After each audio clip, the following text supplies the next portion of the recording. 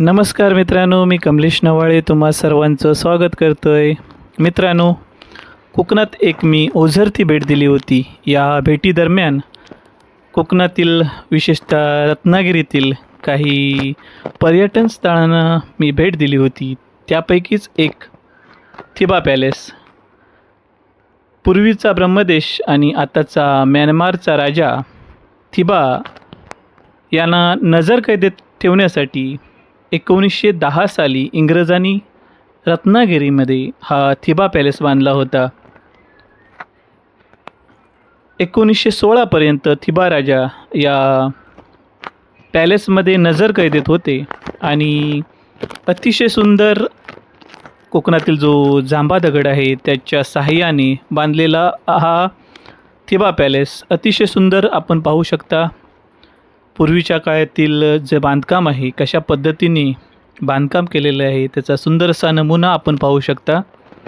मित्रांनो, सकाळी 9:30 ते संध्याकाळी 5:30 पर्यंत हा पॅलेस सर्वांना पाहण्यासाठी खुला असतो. एखाद्या बाहेरच्या देशातील राजाला आपल्या देशामध्ये कैद करून ठेवल्याची ही एक आपल्या भारतामध्ये एक वेगळीच गोष्ट आहे आणि त्या राजासाठी हा बांधलेला एक सुंदर असा पॅलेस आपण पाहू शकता. इंग्रजी बनावटीचा बेजोड नमुना असलेला हा थिबा पॅलेस आपल्या रत्नागिरी जिल्ह्यातील एक शानच म्हणावे लागेल. मित्रांनो, येथे पोचण्यासाठी काहीसा उशीर झाला, त्याच्यामुळे जास्त फेरफटका मारता नाही आला, परंतु असा हा दिमागदार थिबा पॅलेस पाहता क्षणी आपले डोळे दिपून जातात. त्यावेळच्या राजांचं राजवैभव या थिबा पॅलेसच्या माध्यमातून आपल्याला पाहता येतं. त्यावेळी राजेशाही पद्धती कशी होती, त्यांची राहणीमान कसं होतं, त्यांची रहनसहन कशी होती, या थिबा पॅलेसच्या माध्यमातून आपल्याला अगदी सहजरित्या समजून येऊ शकतं.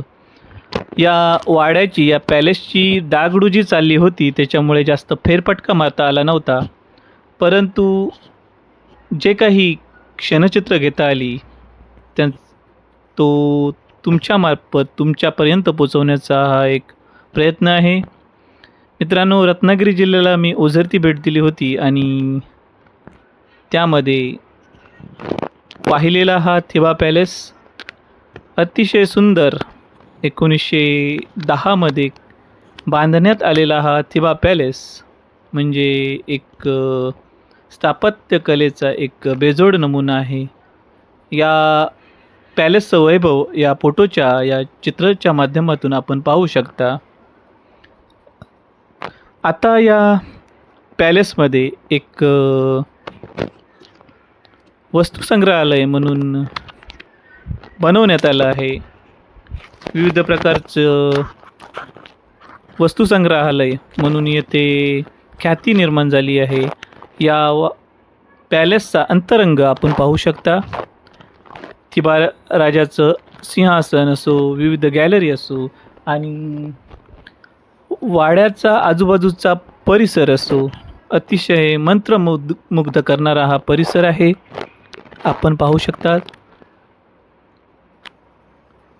या वाड्याच्या आजूबाजूला ज्या गॅलरी आहेत त्याही पाहू शकता आपण.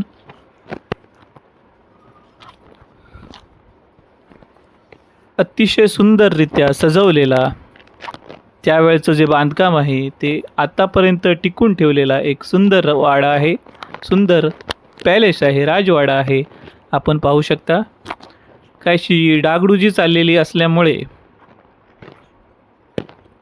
जास्त भटकंती करता नाही आली आणि आम्हाला पोहोचण्यासाठी सुद्धा वेळ झाला होता, त्याच्यामुळे जास्त भटकंती करता आली नाही. परंतु आपल्या रत्नागिरी जिल्ह्याचं वैभव असलेला एक सुंदर असा हा राजवाडा आपण पाहू शकता. त्या काळच्या राजेशाही पद्धतीमध्ये राजांची रहनसहन कशी होती, त्यांचा रुबाब कसा होता, त्यांची राहण्याची पद्धत कशी होती, या राजवाड्याच्या माध्यमातून आपल्याला समजू शकतं.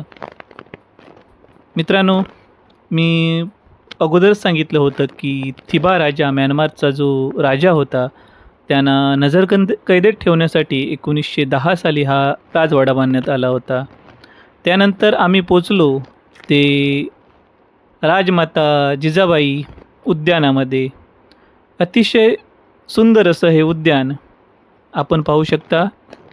रविवार असल्यामुळे प्रेक्षकांनी अतिशय गर्दी केलेलं असं हे उद्यान. त्यामध्ये एक मनोरा बनवलेला आहे.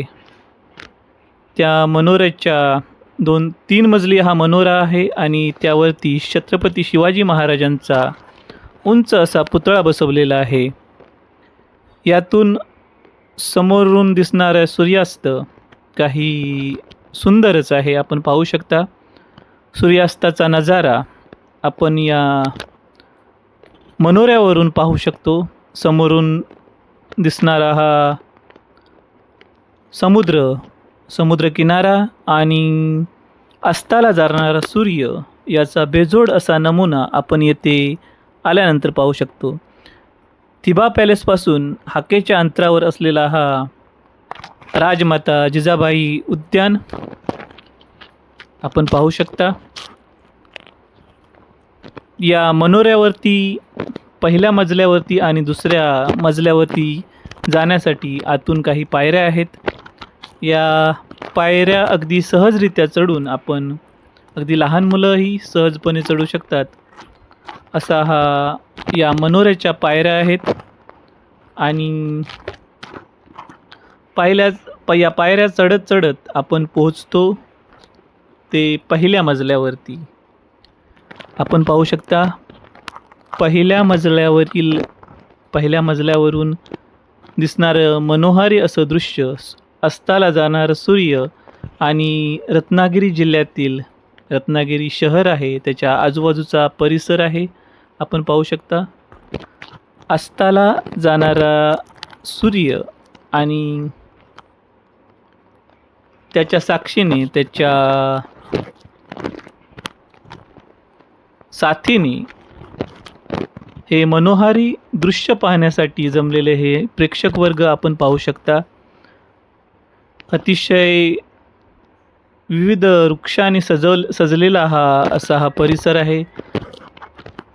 लहान मुलांसाठी विविध खेळण्यासाठी साधनं आहेत, उपकरणं आहेत. आणि आपण पाहू शकता शिवाजी महाराजांचा पुतळा अतिशय सुंदररित्या वरती बसवलेला आहे. आणि या मनोऱ्याच्या सर्वात वरच्या मजल्यावरून आज दिसणारं हे आजूबाजूचं मनोहारी दृश्य खास आपल्या रसिक प्रेक्षकांसाठी.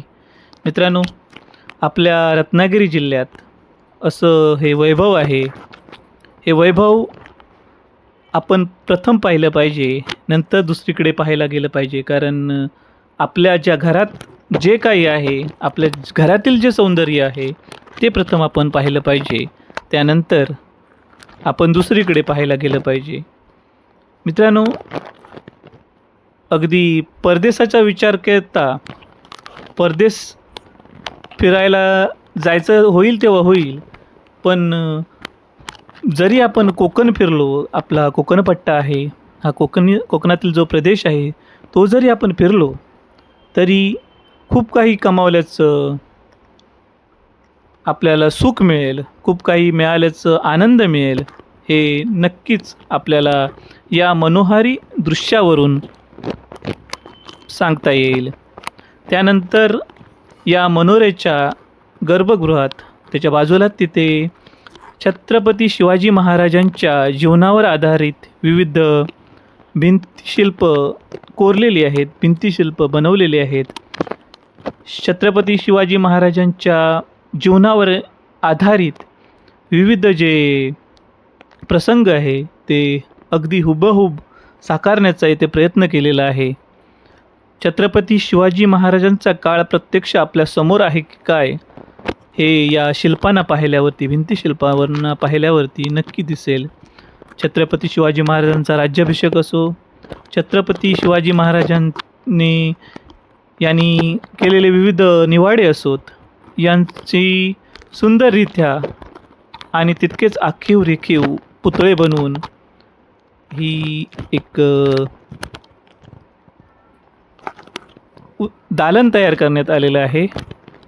आपण पाहू शकता छत्रपती शिवाजी महाराजांनी ज्या विविध लढाया केल्या होत्या, त्याचबरोबर त्यांनी छत्रपती शिवाजी महाराजांच्या जीवनातील विविध प्रसंग या भिंतीवरती कोरण्यात आलेले आहेत आणि तितकेच सुंदर आणि रोचक वाटणारे आहेत. प्रत्यक्ष छत्रपती शिवाजी महाराजांच्या काळात गेल्याचा भास या शिल्पांना पाहिल्यानंतर नक्कीच तुम्हाला होईल. मित्रांनो, या आपल्या जिल्ह्यातील जे गौरव आहे, हे या आपल्या जिल्ह्यातील वैभव आहे, ते सर्वांसमोर पोचण्यासाठी हा माझा छोटासा प्रयत्न आहे. छत्रपती शिवाजी महाराजांचं कार्य जे आहे, त्यांना उजाळा देणारा हा जो दालन आहे, छत्रपती शिवाजी महाराजांची विविध शिल्प या दालनात उभारलेली आहेत, ती अतिशय मंत्रमुग्ध करणारी आहेत, मनमोहक आहेत. जर तुम्ही रत्नागिरी जिल्ह्याला अगदी धावती जरी भेट दिली तरी या दालनाला नक्की भेट द्या. कारण पुतळ्यांच्या स्वरूपात, भिंतीचित्रांच्या स्वरूपात कशाप्रकारे आपल्याला छत्रपती शिवाजी महाराजांची गाथा समजेल, गाथा या पुतळ्यांच्या माध्यमातून दिसेल. आपण पाहू शकता छत्रपती शिवाजी महाराज आणि त्यांच्या जीवनाशी जे घडलेले प्रसंग आहेत, त्यांचं हुबहूब दर्शन येथे आपल्याला दिसून येतं. मित्रांनो, हा जो व्हिडिओ आहे तो खास तुमच्यासाठी, खास माझ्या रसिक प्रेक्षकांसाठी हा व्हिडिओ मी बनवलेला आहे. अगदी धावती भेट दिली होती, परंतु हे आपल्या रत्नागिरी जिल्ह्यातील वैभव आहे, ते वैभव पाहून अगदी मन भरून येतं. अगदी धावत्या भेटीतही खूप काही मिळाल्याचं समाधान आपल्याला या व्हिडिओच्या माध्यमातून दिसेल. तुम्ही प्रत्यक्ष भेट दिल्यानंतर नक्की तुम्हाला जाणवेल. तर अशा प्रकारे आपण पाहू शकता, अगदी छत्रपती शिवाजी महाराजांच्या बालपणापासून तर ते छत्रपती शिवाजी महाराज सिंहासनावर बसेपर्यंत विविध जे प्रसंग आहेत, ते प्रसंग या भिंतीवरती कोरलेले आहेत. छत्रपती शिवाजी महाराजांचा जन्म असो, त्यानंतर छत्रपती शिवाजी महाराजांचे राज्याभिषेक असो, त्यांनी केलेल्या विविध लढाया असोत, की त्याबरोबरच इतर काही गोष्टी असोत, या सुंदररित्या या भिंतीवरती कोरण्यात आलेल्या आहेत. आणि तुम्ही रत्नागिरी शहरात आलात तर नक्की या दालनाला भेट द्या. तुम्हाला हा व्हिडिओ आवडला तर नक्की लाईक करा, शेअर करा, सबस्क्राईब करा. मित्रांनो, जास्तीत जास्त लोकांपर्यंत हा व्हिडिओ पाठवा, जेणेकरून आपल्या जिल्ह्यातील जे वैभव आहे, आपल्या परिसरातील जे वैभव आहे, ते लोकांसमोर कळेल. तोपर्यंत धन्यवाद.